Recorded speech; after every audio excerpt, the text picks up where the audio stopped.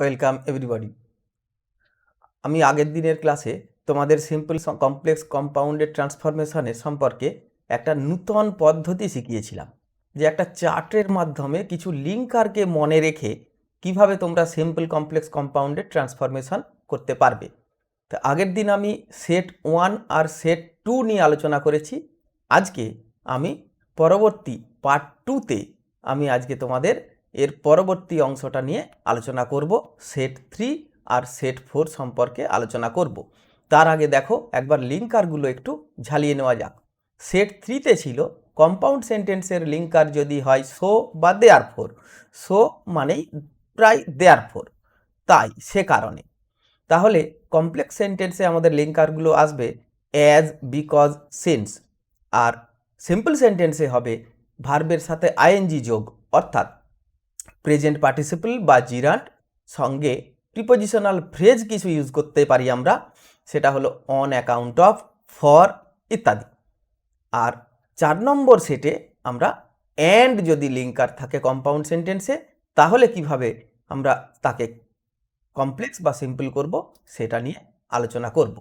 এই প্রসঙ্গে একটু বলে রাখি, ভার্বের সাথে আইএনজি যোগ করলে তাকে আমরা প্রেজেন্ট পার্টিসিপল বলে থাকি, বা কখনো কখনো সেটা যদি নাউনের কাজ করে তাহলে সেটা আমরা জিরান্ড বলি। কখনো ভার্ব আইএনজি যুক্ত ভার্বটির আগে একটা প্রিপোজিশন বসালেও সেটা জিরান্ডের কাজ করে। আর 4 নম্বর সেটের লিঙ্কারে দেখো, সিম্পল করার সময় আমরা হ্যাভিং প্লাস V3-র একটা ব্যবহার শেখাবো। এটাকে বলবো পারফেক্ট পার্টিসিপল। এটা সম্পর্কে একটু পরে একটু ডিটেলসে আলোচনায় আসছি। তাহলে এসো সেট 3 নিয়ে আলোচনা শুরু করি। আমি একটা সেন্টেন্স নিয়েছি, দেখো কম্পাউন্ড সেন্টেন্সে Manas was ill so he was absent. So মানে তাই, সুতরাং। মানস ওয়াজ ইল, মানস অসুস্থ ছিল, তাই সে অ্যাবসেন্ট ছিল। এটাকে যদি আমরা কমপ্লেক্স করি অ্যাজ দিয়ে, অ্যাজ আর সিন্স দুটো দিয়েই একই রকম, অ্যাজের বদলে সিন্স ব্যবহার করা যায়। আমি আগেই শিখিয়েছি যে কম্পাউন্ড সেন্টেন্সে যে ক্লজে লিঙ্কার থাকে, কমপ্লেক্স করার সময় লিঙ্কারটি ক্লজ পরিবর্তন করে, অর্থাৎ অন্য ক্লজটিতে চলে আসবে। তাহলে লিখব as Manas was ill he was absent. এটিকে যদি আমরা সিন্স দিয়ে ব্যবহার করি তাহলে হবে অ্যাজের বদলেই since, since Manas was ill he was absent. আসলে অ্যাজ আর সিন্স একই জায়গায় বসানো যায়। এটিকে যদি আমরা বিকজ ব্যবহার করি তাহলে কি হবে, অ্যাজ সিন্সের জায়গাতেই বিকজ বসবে, কিন্তু ওই ক্লজটাকে তখন পরে বলবো, মেন ক্লজটাকে শুরুতে বলবো। তখন বলবো মানস ওয়াজ অ্যাবসেন্ট বিকজ হি ওয়াজ ইল। আশা করছি এই কমপ্লেক্স সেন্টেন্সের এই সেটটা তোমরা বুঝতে পেরেছো। এবার যদি সিম্পল করি তাহলে বলেছিলাম প্রেজেন্ট পার্টিসিপল দিয়ে, মানে আইএনজি যুক্ত ভার্ব দিয়ে আমরা এটাকে সিম্পল করব। তখন কি করব, সিম্পল করতে গেলে তো আর দুটো ক্লজ রাখা যাবে না, মেন ক্লজটা থাকবে, আর সঙ্গে আরেকটা যে ক্লজ আছে মানে সাবঅর্ডিনেট ক্লজ যেটা কমপ্লেক্স সেন্টেন্সের, সেটাকে আমরা ফ্রেজে পরিণত করব। সেজন্য কি করব, সাবজেক্টটা বাদ দেব, আর যে ভার্বটা দেখতে পাচ্ছ প্রথমে আছে অর্থাৎ ওয়াজ, তার সাথে আইএনজি যোগ করতে হবে। ওয়াজিং হয় না, বি ভার্ব যেহেতু এটা, তাহলে বিং করতে হবে। বিং লেখার পরে তার মানে প্রথম ভার্বটার সাথে আইএনজি যুক্ত করে বাকি অংশটা লিখে ফেলবো। বিং এর পরে ইল শুধুমাত্র পড়েছিল, তাহলে ইল লিখবো, কমা দিয়ে মেন ক্লজটা রাখবো। মেন ক্লজটা ইনট্যাক্ট থাকবে, অর্থাৎ কমপ্লেক্স সেন্টেন্সে যেটা মেন ক্লজ, সেই মেন ক্লজটাকে কিছু করব না, সাবঅর্ডিনেট ক্লজটাকে আমরা ফ্রেজে পরিণত করব। এছাড়া আর কি উপায় আছে, আমি বলেছি একটা প্রিপোজিশনাল ফ্রেজ ব্যবহার করা যেতে পারে। তখন মেন ক্লজটা আগে বলে নিলে সুবিধা হবে, মানস ওয়াজ অ্যাবসেন্ট। আচ্ছা, মানস ওয়াজ অ্যাবসেন্ট এটাকে মেন ক্লজ বলছি কেন না, যদি দুটো ক্লজের মধ্যে কারণ ফল বা পরপর দুটি কাজ বা ঘটনা বোঝায়, তখন যেটি শেষে ঘটছে অর্থাৎ ফলটি, সেটি সবসময় মেন ক্লজ করবে তোমরা কমপ্লেক্স সেন্টেন্সে বা সিম্পলি। ওই কারণে যেটা শেষে ঘটেছে এর ফলটা মানস ওয়াজ অ্যাবসেন্ট, ওটি মেন ক্লজ। আর সাবঅর্ডিনেট ক্লজটাকে তখন আমরা আগে আইএনজি যুক্ত ভার্ব দিয়ে পার্টিসিপল করেছিলাম, সেই জায়গাটাকে, ওই অংশটাকে আমরা একটা প্রিপোজিশনাল ফ্রেজ ব্যবহার করব, on account of. Of preposition, তার মানে তারপরে নাউন বসাতে হবে, ওই জন্য ইলটা হয়ে যাবে illness. Manas was absent on account of his illness. On account of ছাড়াও আরও একাধিক প্রিপোজিশনাল ফ্রেজ এর জায়গায় ব্যবহার করা যেতে পারে, যেমন দেখো বিকজ অফ, ফর ইত্যাদি। এছাড়া আর কি ব্যবহার করা যেতে পারে না, দেখো নিচে লেখাটা দেখো একটু, on account of, because of, for, due to, owing to, এগুলো প্রায় সিমিলার কথা, একই জাতীয় কথা, এর মধ্যে যে কোনো একটাই তুমি ব্যবহার করতে পারো। On account of, because of, for এগুলোই সাধারণত ব্যবহার করা হয়। তাহলে সো দিয়ে যদি কম্পাউন্ড সেন্টেন্স থাকে তাকে কমপ্লেক্স করার সময় আমরা অ্যাজ, বিকজ, সিন্স ব্যবহার করছি, আর সিম্পল করার সময় আমরা একটা প্রিপোজিশনাল ফ্রেজ ব্যবহার করতে পারি অথবা পার্টিসিপল ব্যবহার করতে পারি, যেটা বিং মানে সাবঅর্ডিনেট ক্লজের প্রথম ভার্বটার সঙ্গে আইএনজি যোগ করে বাকি অংশটা লিখে কমা দিয়ে মেন ক্লজটা লিখবে। এভাবেই কিন্তু সহজেই সিম্পল তোমরা করতে পারবে। আশা করছি এই অংশটা বুঝতে তোমাদের কোনো অসুবিধে হয়নি। এবার এসো সেট 4, তাহলে চলে যাই। সেট 4-এ কম্পাউন্ড সেন্টেন্সের লিঙ্কারটা হলো অ্যান্ড।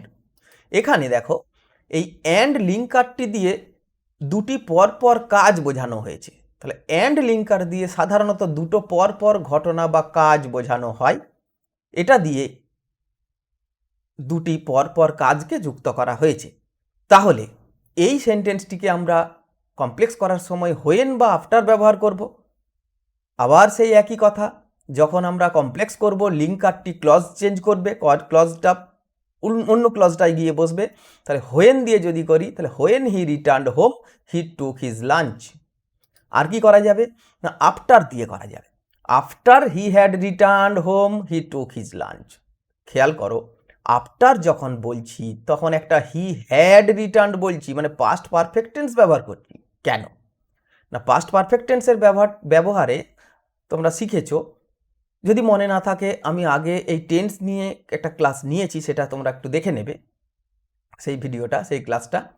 যদি অতীতকালে দুটো পরপর কাজ হয়ে থাকে তাহলে যেটা প্রথমে হচ্ছে সেটিকে পাস্ট পারফেক্ট টেন্স ব্যবহার করতে হয়। সেই কারণে যেহেতু আগে বাড়ি ফিরেছি তারপরে লাঞ্চ খেয়েছি, এই কাজটাতে আমরা পাস্ট পারফেক্ট টেন্স ব্যবহার করেছি। After he had returned home he took his lunch. কেন হ্যাড রিটার্নড হয়েছে নিশ্চয়ই বুঝতে পেরেছো। আচ্ছা, এরপরে দেখো সেটটাকে তাহলে একটু সামারাইজ করে দিই, লিঙ্কারগুলো কি কি ছিল। অ্যান্ড থাকলে হোয়েন বা আফটার, এবারে সিম্পল করার সময় আইএনজি যুক্ত ভার্ব অথবা হ্যাভিং প্লাস V3। এই আইএনজি যুক্ত verb are having plus V3 জিনিসটা কি না, ভার্বের সাথে আইএনজি যোগ করলে সেটা প্রেজেন্ট পার্টিসিপলের কাজ করে, কখনো নাউনের, সেটা যদি নাউনের কাজ করে তখন তাকে জিরান্ড বলি, আবার প্রেজেন্ট পার্টিসিপলের আগে একটা প্রিপোজিশন দিলেও সেটা নাউনের কাজ করবে, সেটাকেও তখন জিরান্ড বলবো। কারণ প্রিপোজিশনের সংজ্ঞা অনুযায়ী প্রিপোজিশনের পরে নাউনই বসাতে হয়, ওই জন্য প্রিপোজিশনের পরে যদি কখনো তুমি আইএনজি যুক্ত ভার্ব ব্যবহার করো সেটাও জিরান্ডের কাজ করবে। আর হ্যাভিং প্লাস V3 এটাকে বলি আমরা perfect participle. Perfect participle having plus V3 কখন ব্যবহার করা হয় না, ঠিক ওই পাস্ট পারফেক্ট টেন্সের নিয়মের মতোই খানিকটা। যদি একটা কাজ শেষ হয়ে যাওয়ার পরে আরেকটা কাজ বোঝায় তখন প্রথম কাজটাকে বোঝানোর জন্য পারফেক্ট টেন্সের নিয়ম মতো পারফেক্ট পার্টিসিপল ব্যবহার করতে হবে। আমি একটা উদাহরণ দিয়ে দেখাচ্ছি, দেখো দুটো সেন্টেন্স লেখা আছে, একে কিভাবে আমরা জয়েন করতে পারি। একাধিক উপায়ে সিম্পল সেন্টেন্সে জয়েন করা যাবে। He completed his homework then he went to school. তাহলে প্রথমে সে হোমওয়ার্কটা কমপ্লিট করেছিল, তারপরে সে স্কুলে গেছিল। তাহলে পরপর দুটি কাজ আছে, অতীতকালে বলা হয়েছে, তাহলে এখানে আমরা পারফেক্ট পার্টিসিপল ব্যবহার করতে পারবো। আরেকটা কি পারবো না, আফটার কমপ্লিটিং হিজ হোমওয়ার্ক, তাহলে এখানে জিরান্ড ব্যবহার করেছি, প্রেজেন্ট পার্টিসিপল মানে আইএনজি যুক্ত ভার্বটার আগে একটা প্রিপোজিশন দিয়েছি, তখন এটা জিরান্ড হয়ে গেছে। After completing his homework he went to school, এমনও করা যাবে নিশ্চয়ই। আর যেহেতু দুটো পরপর কাজ হয়েছে অতীতকালে, যেটা আগে হয়েছে তাকে আমরা পারফেক্ট টেন্সের মতো করে, সেটা পারফেক্ট যেহেতু হয়ে গেছে, কমপ্লিট হয়ে গেছে, ওই জন্য পারফেক্ট পার্টিসিপল ব্যবহার করাটা এই ক্ষেত্রে সবচেয়ে ভালো, এই উপায়টাই সবচেয়ে সুন্দর। তখন কি করব, সাবজেক্টকে বাদ দিয়ে যে কাজটা শেষে ঘটেছে বলেছি সেটা মেন ক্লজ হবে, তাহলে যেটা প্রথমে ঘটেছে সেই ক্লজের সাবজেক্টকে বাদ দিয়ে ভার্বটার জায়গায় হ্যাভিং প্লাস V3 লিখলেই having completed his homework he went to school, এইভাবে এটাকে সিম্পল করা যাবে।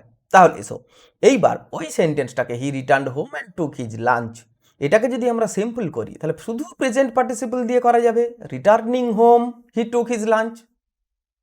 জিরান্ড দিয়ে করা যাবে, অন রিটার্নিং হোম বা after returning home he took his lunch. On আর আফটারের তফাৎ কি না, অন দিয়ে বললে এটা বোঝানো হয় যে বাড়ি ফেরার প্রায় সাথে সাথেই, বেশি দেরি না করে কিছুক্ষণের মধ্যেই সে লাঞ্চ খেয়েছিল। আফটার রিটার্নিং হোম দিয়ে বোঝানো হলে, সেন্টেন্সটা বললে এটা বোঝানো হয় যে বাড়ি ফেরার কিছুক্ষণ পরে সে লাঞ্চ করেছিল। অর্থাৎ তৎক্ষণাৎ কাজ বোঝালে সাধারণত অন ব্যবহার করা হয়। তাহলে এই যে জিরান্ড ব্যবহার করা, অন আফটার, এটা প্রয়োজন আছে কি নেই, বা কখন অন বসে কখন আফটার বসে, এটা আমি উদাহরণ সহযোগে পরে আরেকটা ক্লাস নিয়ে আরেকটা ভিডিওতে তোমাদের বুঝিয়ে দেবো, কারণ ওটা অত্যন্ত উপযুক্ত, অত্যন্ত প্রয়োজনীয়, এবং এটা খুব কোর গ্রামার, খুব গ্রামারের ডিপে গিয়ে, গভীরে গিয়ে আলোচনার প্রয়োজন আছে। তাহলে এইভাবে প্রেজেন্ট পার্টিসিপল বা জিরান্ড দিয়ে আমরা সিম্পল করে নিতে পারি। আর কি বলিয়েছি না, having returned home, perfect participle ব্যবহার করেও আমরা সিম্পল করতে পারি। এইটা খুব ভালো পদ্ধতি একটা, যেহেতু অতীতকালে দুটো কাজ পর পর ঘটেছে, যেটা আগে ঘটেছে সেই অংশটাকে আমরা, সেই জায়গাটাকে আমরা পারফেক্ট পার্টিসিপল করব। এর জন্য আমরা সাবজেক্টকে বাদ দেব। আর কি করব না, ভার্বের জায়গাটায় হ্যাভিং প্লাস V3 লিখে ওই ক্লজটা লিখব, আর মেন ক্লজ মানে যেটা শেষে ঘটেছে সেটাকে শেষে লিখব। এইভাবে আমরা সিম্পল করতে পারি। তাহলে অ্যান্ড দিয়ে যদি দুটো পরপর কাজ বোঝায়, তাহলে হোয়েন আফটার দিয়ে কমপ্লেক্স হবে, আর প্রেজেন্ট পার্টিসিপল, জিরান্ড বা পারফেক্ট পার্টিসিপল দিয়ে আমরা সেটাকে সিম্পল করব। আশা করছি বুঝতে পেরেছো। যদি এই পদ্ধতিটা, এই জায়গাটা তোমাদের ভালো লেগে থাকে, বুঝতে পেরে থাকো, তাহলে সেটা আমাকে কমেন্ট করে জানাবে নিশ্চয়ই। আর যদি বুঝতে অসুবিধা হয় তাহলেও বলবে। এবার সেট 4-এ চলে আসি। দেখো এখানে তাহলে লিঙ্কারটাকে আর একবার একটু সাজিয়ে দিই, অ্যান্ড হোয়েন আফটার, প্রেজেন্ট বা পারফেক্ট পার্টিসিপল, জিরান্ড। এবার সেট 4-এ আমি আরেকটা সেন্টেন্স নিয়েছি, দেখো, I was tired and I slept. এইখানে এসে খেয়াল করো, অ্যান্ড কথাটার মানে কিন্তু এখানে সো বা দেয়ার ফর, এখানে কিন্তু পরপর দুটো কাজ, ঘটনা বোঝানো হচ্ছে না, এটা কারণ আর ফল বোঝানো হচ্ছে। তাহলে কখনো কখনো অ্যান্ডকে এইভাবেও ব্যবহার করা হয়, সোকে রিপ্লেস করার জন্য সোয়ের পরিবর্তে অ্যান্ড লেখা থাকে। এইটা কিন্তু বুঝে নিতে হবে যে অ্যান্ড কথাটা দিয়ে যদি সেটা তোমার দুটো পরপর কাজ বোঝানো হয়, তাহলে সেটা সেট 4-এর মধ্যে চলে যাবে। আর অ্যান্ড দিয়ে যদি সেটা পরপর দুটো কাজ না বুঝিয়ে সেটা যদি কারণ আর ফল বোঝায়, তাহলে কিন্তু সেটা সেট 3-এর মতো আনসার করতে হবে। কারণ এখানে দেখো, অ্যান্ড মানে সো, সেন্টেন্সটা আসলে হওয়া উচিত ছিল I was tired so I slept, বা দেয়ার ফর আই স্লেপ্ট, আমি ক্লান্ত ছিলাম তাই আমি ঘুমিয়ে পড়েছিলাম। দেখো এখানে অ্যান্ড মানে কিন্তু সো, অ্যান্ড কথাটা দিয়ে এখানে সো কথাটাকে বোঝানো হয়েছে। ওই জন্য সো দিয়ে আমাদের যে লিঙ্কারটা ছিল, যেভাবে করতে হয়েছিল, ঠিক সেইভাবেই করব। এটাকে কি করব দেখো না, এখানে বলে দিচ্ছি আমি পরপর। না, এটাকে I slept because I was tired. আবার তুমি অ্যাজ সিন্স দিয়ে বলতে পারো, as or since I was tired comma I slept, এভাবেও বলতে পারো। আর সিম্পল করার সময় প্রেজেন্ট পার্টিসিপল দিয়ে সিম্পলি হয়ে যাবে সহজেই, বিং টায়ার্ড আই স্লেপ্ট। তাহলে অ্যান্ড দিয়ে যদি কনজাংশন, এই লিঙ্কারটি ব্যবহার করা থাকে, তাহলে প্রথমে একটু বুঝে নেওয়ার প্রয়োজন আছে সেটা পরপর দুটো কাজ বোঝাচ্ছে নাকি কারণ ফল বোঝাচ্ছে। পরপর দুটো কাজ বোঝানো হলে তাহলে সেট 4-এর মতো হবে, আর পরপর দুটি কাজ না বুঝিয়ে যদি কারণ ফল বোঝায়, তাহলে সো দেয়ার ফর দিয়ে সেট 3-এর মতো হবে। আমি এখানে সেট 4 লিখেছি কারণ অ্যান্ডকে আমি সেট 4-এ রেখেছি, তাই তোমাদের আনসার করার সময় কিন্তু এটা একটু খেয়াল রাখতে হবে, এটা একটু বুঝে নিতে হবে। তাহলে দেখো এখানে তোমরা অ্যান্ড দিয়ে যেটা পাচ্ছ, অ্যান্ড যদি পরপর দুটো কাজ বোঝায় তাহলে একরকমভাবে হোয়েন আফটার দিয়ে, আর যদি কারণ ফল বোঝায় তাহলে অ্যাজ সিন্স বিকজ দিয়ে তোমরা এটাকে করবে। আশা করছি এই পর্যন্ত যে 4টে সেটে আমি সিম্পল কমপ্লেক্স কম্পাউন্ডটা তোমাদের শেখালাম, এটা তোমাদের বুঝতে কোনো অসুবিধে হয়নি, নিশ্চয়ই খুব ভালো, সবাই বুঝতে পেরেছো ভালোভাবে। যদি ভালো বুঝতে পেরে থাকো তাহলে ভিডিওতে একটা লাইক দেবে, তোমার বক্তব্যটা কেমন লেগেছে সেটা কমেন্ট করে জানাবে, বন্ধুদেরকে বলবে যাতে এই ক্লাসগুলো করে, এই ভিডিওগুলো দেখে তারাও উপকৃত হয়। আর তোমরা যদি চ্যানেলটাকে সাবস্ক্রাইব করে না থাকো তাহলে অবশ্যই সাবস্ক্রাইব করবে, এইটুকু আশা রাখি। আবার পরবর্তী ভিডিওতে দেখা হবে।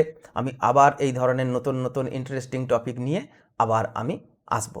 আজকে তাহলে এই পর্যন্তই। Thank you for watching.